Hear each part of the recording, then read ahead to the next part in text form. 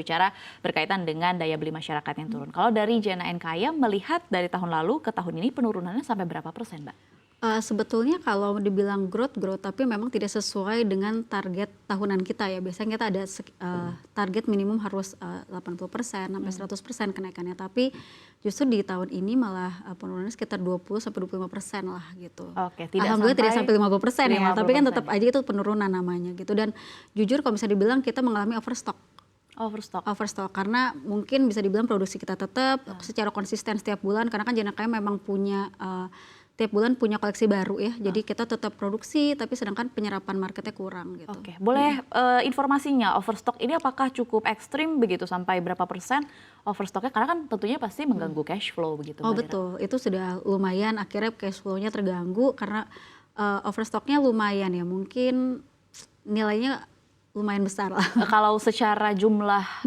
penjualan dari jumlah baju per bulannya, apakah overstocknya bahkan sampai, ya itu tadi mengingat penurunannya sampai 25 hingga 30%, apakah overstocknya bahkan sampai sepertiga dari penjualan biasanya per bulan? Iya, kurang lebih. Kurang lebih. Gitu. Oke, lalu seperti apa strateginya dengan overstock ini? Tentu saja ini kan mengganggu operasional. Dengan overstock tersebut biasanya kita punya program-program kayak sebetulnya dari pandemi kan era untuk kita melakukan promo seperti Twin Date, Payday itu tetap kita lakukan gitu. Tapi di setiap tahun kita punya promo seperti warehouse sale itu untuk kita mengeluarkan barang-barang defect. Khususnya kalau di Jana Nkaya karena kita melakukan embellishment ini secara handmade, jadi banyak sekali reject produknya. Gitu. Karena prosesnya menjadi lebih panjang dan karena ini masih dikerjakan satu persatu menggunakan tangan secara manual, jadi memang resiko rejectnya lebih banyak sih. Oke, baik. Lalu tadi Mbak Lira menyebutkan bahwa tahun ini menjadi tahun yang menantang, kemudian bahkan tadi ada overstock begitu yang bahkan mencapai 20 hingga 30% karena penurunan daya beli masyarakat. Tapi di sisi yang sama atau di saat yang sama, Jana Nkaya justru ekspansi, membuka 2 toko baru. Bagaimana judgement-nya dari perspektif Anda sebagai pengusaha, Mbak Lira? Oke, jadi sebetulnya alhamdulillah kalau kita kembali ke zaman-zaman pandemi di 2020, justru Jana Nkaya tuh growth-nya di situ. Jadi tumbuh offline store. Awalnya itu di luar Pulau Jawa, tapi memang akhirnya kita punya toko sendiri karena kan bermitra ya. Maksudnya untuk yang di luar Pulau Jawa kita memang bermitra karena memang kita berpikir sulit untuk secara controlling, secara cek store, stok dan lain-lain. Akhirnya di 2020 akhir kita juga punya toko sendiri di Jakarta di Pondok Indah Mall gitu. Tapi kita berpikir dengan adanya overstock ini justru kita harus menambah titik supaya penyebaran produknya juga semakin luas gitu.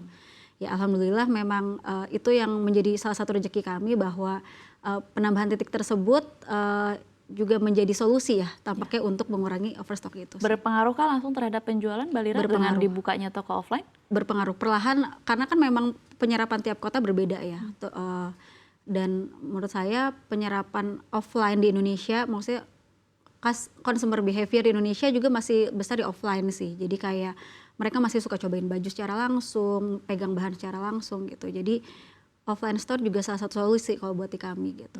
Oke. Pada saat ini Jana Nkaya memiliki 18 toko offline begitu yang tersebar di seluruh Indonesia, bahkan sampai ke Pulau Kalimantan dan juga Sumatera. Saya ingin melihat, ya kita tahu begitu Indonesia ini kan cukup menantang karena kepulauan dan juga karakter masyarakatnya juga berbeda. Apakah di masing-masing store ini punya karakter produk yang berbeda dari Jana Nkaya, dan mungkin boleh disebutkan kira-kira penjualan terbaik itu apakah masih di Pulau Jawa atau seperti apa, Mbak Lira? Oke, jadi kalau berdasarkan data setiap bulan kita selalu analisis gitu ya. Jadi penyerapan tiap toko itu berbeda. Misal di Aceh, di sana penyerapan lebih besarnya adalah dress atau tunik karena mungkin consumer behavior-nya di sana lebih suka menggunakan itu. Betul. Nanti berbeda lagi Jakarta atau Jabodetabek, mereka lebih suka mungkin pertamanya adalah top, baru ke outer karena mungkin orang di Jabodetabek lebih suka menggunakan gaya seperti itu gitu.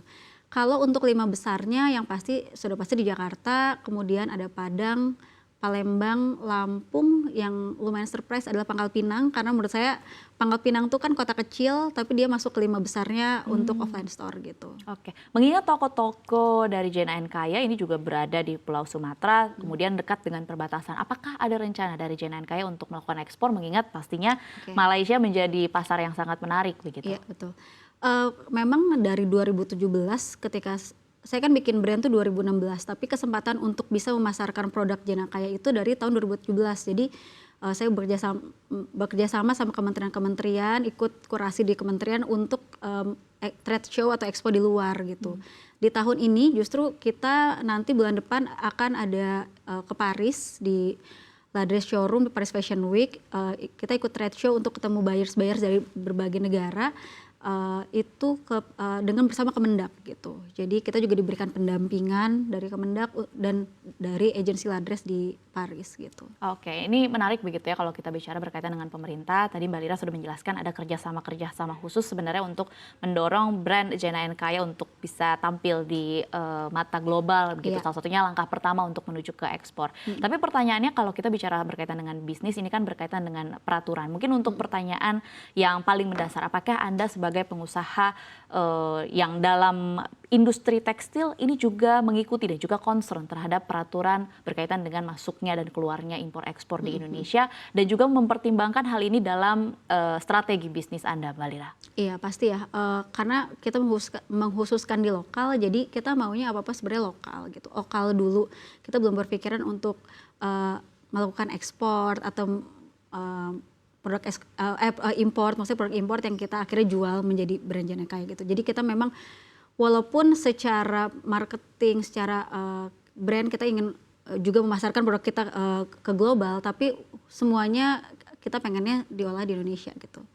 Karena kan bagaimanapun kayaknya pentingnya untuk menjaga kualitas lokal adalah untuk lapangan pekerjaan itu sendiri ya Mbak. Betul. Gitu. Makanya memang kita semuanya masih lokal sih.